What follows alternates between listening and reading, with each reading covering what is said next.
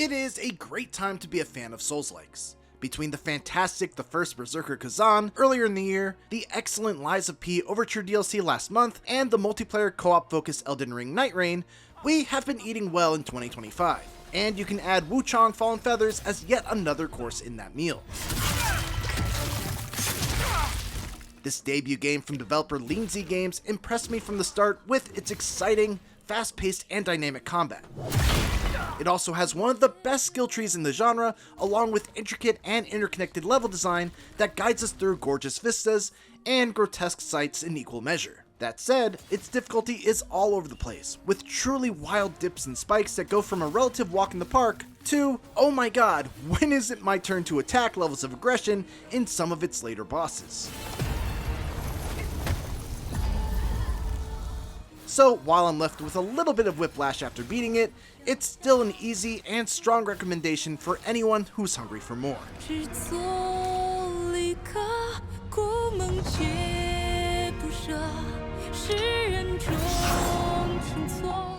In typical Souls-like fashion, Wuchang expects you to do the heavy lifting when it comes to piecing together its story and lore, but it's not handled quite as elegantly as a FromSoft game or something like Lies of P. I was actually on board for the intriguing opening, which shows our titular, mostly silent hero awaken in a cave to discover that she has a disease that robs those afflicted of their memories and gradually turns them into hideous monsters. What starts as a personal journey to discover who she is and cure her affliction before she mutates into a nasty bird beast turns into a descent into dark fantasy as the mysteries of the disease, known as the feathering, start to come to light and you do battle with those transfigured by its effects.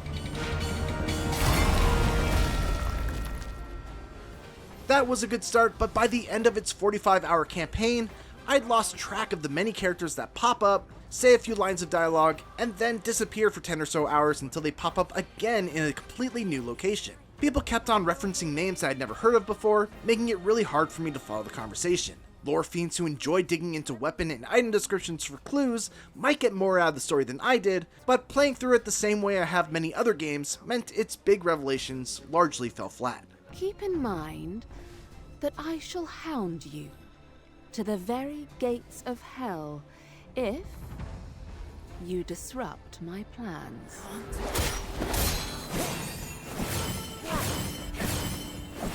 Combat, though, had the flexibility and depth to carry me through to the end in style, with a ton of different offensive and defensive options at my disposal at all times. Where Wuchang sets itself apart from others that use the familiar style of stamina-fueled light and heavy attacks to get you from checkpoint to checkpoint, is its huge focus on combining the skills and abilities that are tied to your weapons with discipline skills you unlock on the absolutely massive skill tree. For instance, equipping the sword parry discipline skill while using the Flamebringer longsword weapon will let you build up the burn status ailment with its infernal firebrand weapon skill, while also giving you a defensive counter option on top of that. Or you could pair that same weapon with something like Crescent Moon, which still gives you that same burn buildup ability, but also allows you to get in and then get out to avoid counterattacks altogether, while still being able to build Skybound Might with its built-in evade. You can swap between two weapons mid-fight, or even mid-combo, which doubles your options. And it's good that you have these extra options too, because this is not a game where you can get by with just the basics, especially when it comes to the tougher fights.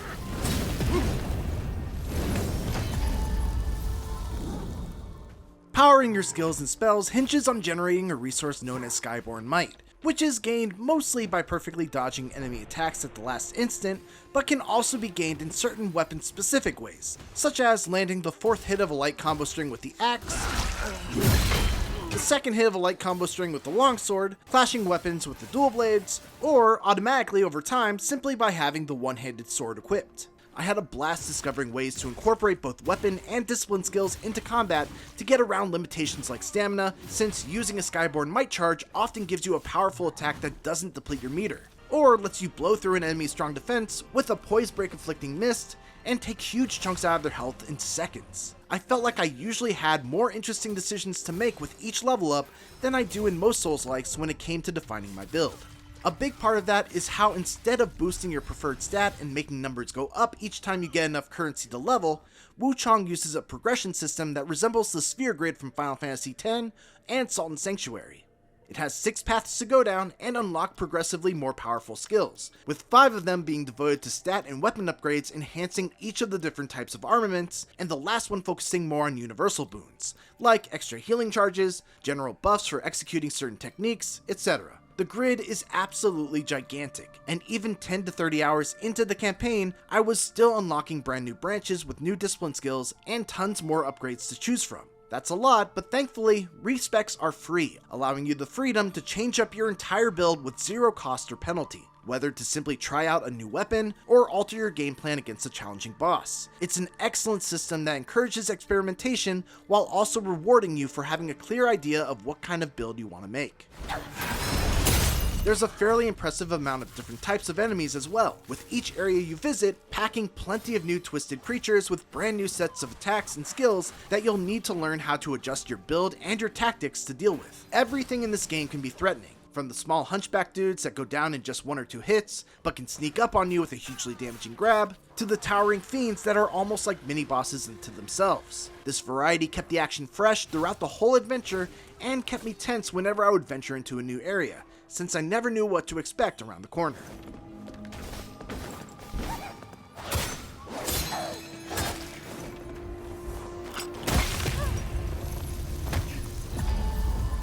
For the first 10 or so hours though, I didn't have to do a ton of build tweaking to breeze through most of these fights. That wasn't to say it was a walk in the park, but I've played a lot of Souls-likes in my day, and once I got the hang of dodging through the last hit of an enemy combo and charging up a heavy attack to instantly stagger them, I initially felt like I had figured Wuchang out. The deaths that I did experience mostly came from an abundance of cheap feeling gotcha moments. And if you don't want some minor enemy jump scares spoiled for you, please skip the next 30-ish or so seconds of this video, starting now.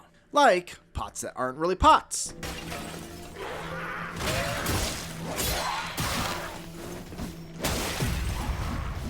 Trees that aren't really trees.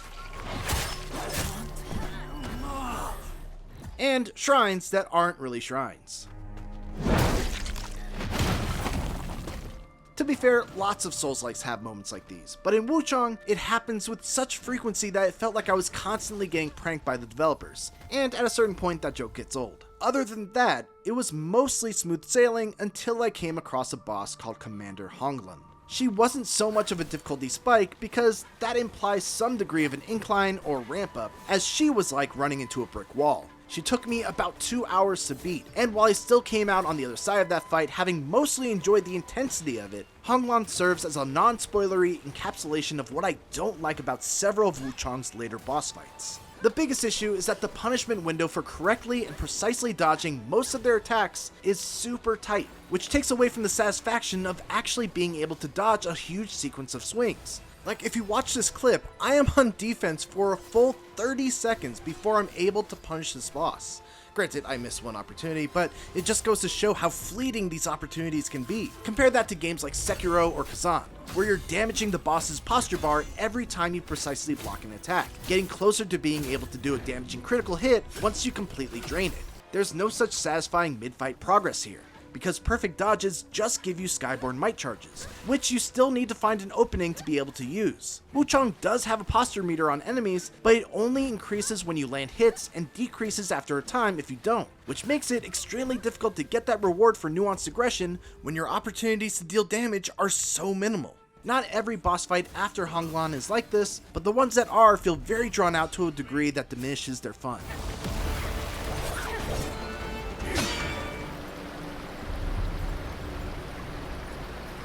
The world all these ups and downs take place in is rich with secrets to discover, interconnected paths that satisfyingly link entire sections of the map together, and tough optional challenges with appropriate rewards. I love the gradual descent into dark fantasy. You begin in a very colorful and beautiful Chinese village that is just showing subtle signs of the terrible illness sweeping through its population, and then as you progress deeper underground and through areas that have been absolutely ravaged by the feathering, it starts to feel more and more like a horror game.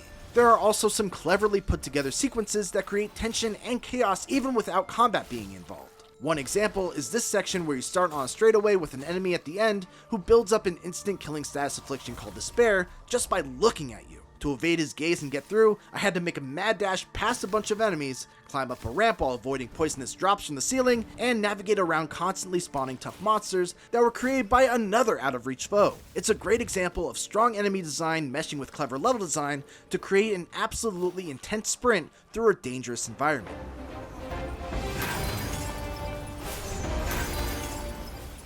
With its fast-paced, dynamic, and flexible combat, and a best-in-class skill tree that allows for a ton of build experimentation and customization, Wuchang is an extremely respectable debut Souls-like for developer Lean Z Games. Some of the later bosses feel frustratingly lacking in chances to capitalize on opportunities for damage, and I would have enjoyed fewer surprise, you're dead kind of moments, but while those feather ruffling issues lead to some rough patches, none are abrasive enough to keep this innovative take on a hugely popular genre from soaring with some of the greats. Executive Reviews editor Tom Marks here with Mitchell Saltzman to talk about his review of Wuchang Fallen Feathers.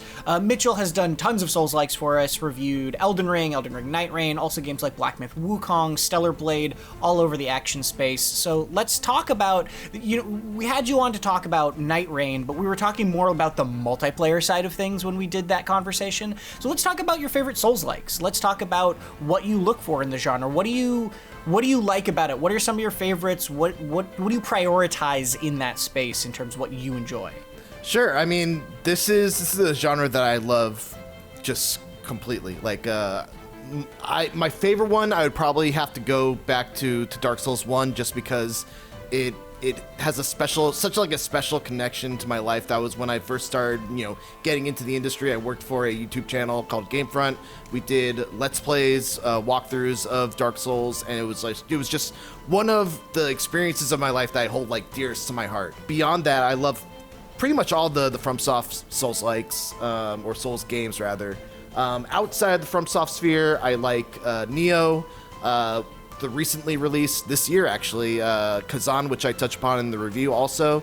In terms of what I look for in a Souls-like, Kazan really kind of exemplifies it. I really love the combat, and I love the kind of the world exploration, finding hidden secrets, going through an optional path, facing off against a really challenging optional boss, and getting something cool out of it. And Wuchang definitely touches upon that too. One of the other things you talked about in your review was this idea of difficulty spikes, and difficulty is always a conversation around Souls-likes, whether, too hard, too easy, difficulty settings, all of that. I want to talk about spikes specifically because you're no stranger to difficulty, or you're not afraid of that sort of stuff. You were one of the very few reviewers, I think, who beat Elden Ring by the review embargo, which was a Herculean task. You also you did Shadow of the Erdtree, which is a very hard DLC as well. But in this game specifically, there's moments where it jumps up very unexpectedly in difficulty. Right. And I want to talk about specifically coming from the reviewing side of things. How does it feel? How do you push through? Or is it frustrating when you're playing a game that you're otherwise handling fine, and then a boss sort of just comes along, or some challenge comes along that says, no, you're just going to be on this for a few hours all of a sudden? Obviously, that's not ideal for anybody, but how does it factor into the process? I mean, it's tough. It depends on how much lead time we have with the game. And fortunately for this one, we did have a good amount of lead time. It can be stressful, man. Sometimes people don't really think about this, but reviewers don't have a lifeline. If you are stuck on a boss, you have to figure out a way through it. There's no online guides that you can go to. There's no YouTube video of someone doing it. There's no, there's very few people you can talk to give you some tips. You have to just experiment with your build, try to approach things from a different angle if what you're doing is not working, and see what sticks. And that's kind of what I did with this. I went through a couple different weapon classes. I found one that worked for me, which was the longsword, and a skill that worked for me, which was the deflect. And then you just kind of build off of your attempts. Every time you make it further than you did before, you have to be like, okay, well, here's what I did on this one. how can I do it again, and what are my moments where I can actually deal damage to this boss. And as I say in the review, that's kind of one of the frustrations. It's not so much that some of the bosses are hard, it's that they kind of force you to play in a way that I don't really want to play in. Like, I wanna go in, I wanna be able to see the attacks coming, dodge them, and punish. I don't want to just sit back, do the easiest defensive option, and then just wait for the one attack that a boss has where I can do a big damage punish, which is kind of what I ended up doing with some of the bosses in Wuchang. And it doesn't really feel that great. I wanna be able to enjoy these boss fights. Yeah, I think that's definitely some subtlety that gets lost in the conversation about difficulty a lot, is that there's different types of challenging. An enemy can have 10 million health, and that's hard, but it's not fun. All right, last I want to talk about is Mitchell, why do you hate mimics so much? Oh, man. They're just cute little dudes hiding in as boxes or whatever. What's your... No, tell me seriously, because you said this ahead of the review where you were like, I kind of hate mimics, and this game has so many mimics. Man. So tell me about this. It's... So I think it stems from little boy Mitchell playing Super Mario RPG, going through whatever the Karo sewers or whatever it is, hitting that stupid question block, expecting like a mushroom or something like that, having to fight the hardest fight up to that point, getting absolutely thrashed, and then just from that point on, anytime that I encounter a treasure chest in a video game, I cringe. But if it is a game where I am opening chests, I will be squinting, turning away. I'll only be listening for the cue, because it's like a natural phobia. I can't fix it, Tom. I've tried. I don't know how to fix it, but there's just something wrong with me where I just freak out whenever I have to open a treasure chest. And I think people may enjoy that jump scare and release. I do not. Well, we won't hold this against you, I promise. I think I speak for everyone on the internet. No one's going to make fun of you for this. Oh, no. The comments are going to be terrible. If you want more from Mitchell, you can check out his review of Elden Ring Night Rain. We have a conversation at the end of that, digging more in there. You can also check out his review of Doom the Dark Ages before that for a different flavor of action game. Obviously, very different kind of thing than this, but, action in its own way as well. You can also, if you want more Souls-like stuff, we have a review of Lies of P Overture from last month. You can check out the DLC for that. Another great Souls-like in recent years. It's a good time to be a fan of this genre. And for everything else, stick with IGN. Bye-bye.